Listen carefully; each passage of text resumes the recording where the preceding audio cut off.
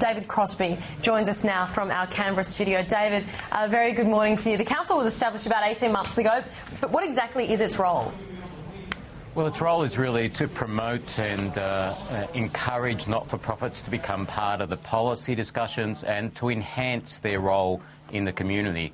I suppose we're not really a union for not-for-profits. We don't think that everything that not-for-profits do is good, but it's about strengthening not-for-profits and enhancing their role and building flourishing communities. And it's really come out of the not-for-profits themselves. It's entirely funded by not-for-profits, so it's really a sector voice. David, of course, in the private sector you've got, apart from the BCA, you've got the Australian Chamber of Commerce and Industry, the Australian Industry Group.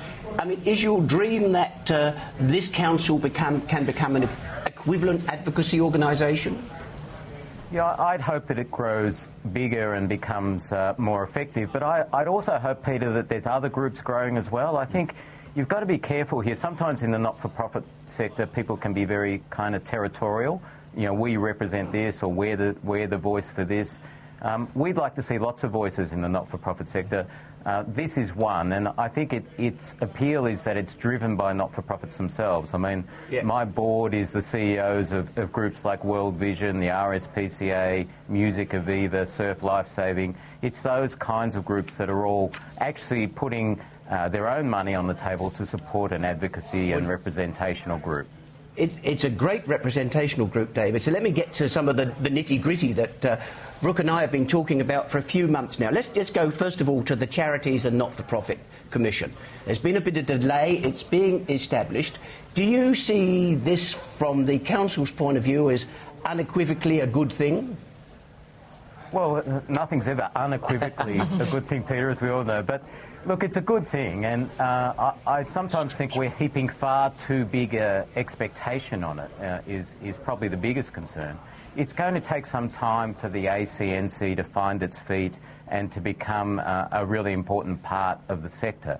At the moment, it's about getting it established in a way that will provide it with independence, but most importantly, being able to be responsive to the sector. I think the concern around having the ATO administer things like whether or not you're a charitable organisation is that the ATO hasn't been developed to be responsive to not-for-profits and their kind of issues. And the strength of the ACNC, and already we see this in the recruitment and the way they're going about being established, is that it is actually being informed by the way the not-for-profit sector operates and the kinds of demands that a not-for-profit sector would have as a regulator. So, you know, I actually think it's going to be a good thing, but it's going to take some time, and I don't think we should be sort of heaping a whole lot of expectations on it straight away. What about some of these other things that we just mentioned? Because as Peter's just said, you've had the delay to that Charities and Not-for-Profits Commission, but then the government's also come out and announced various measures even in the past fortnight. How do you judge kind of the government's support for the sector and the willingness to make these reforms, and maybe even things like that not-for-profit working group that Peter mentioned? Well, I think it's really difficult. I think Peter set me an impossible challenge when he said, I want you to make sense of everything. I don't think I can really, but I can start by saying that the kind of principle we want to see enacted is the kind of first do no harm approach. Mm-hmm.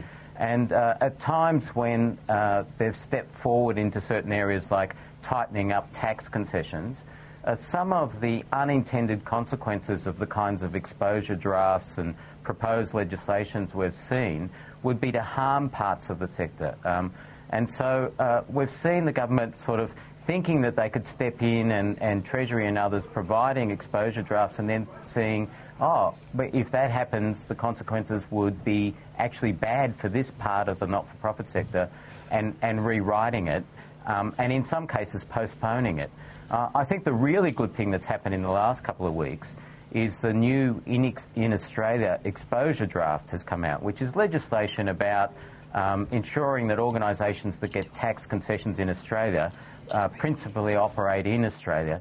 And previously, when they did a set of legislation around that, when Treasury put out an exposure draft, there was real concern across the whole sector about some of the implications of some of the drafting and some of the wording.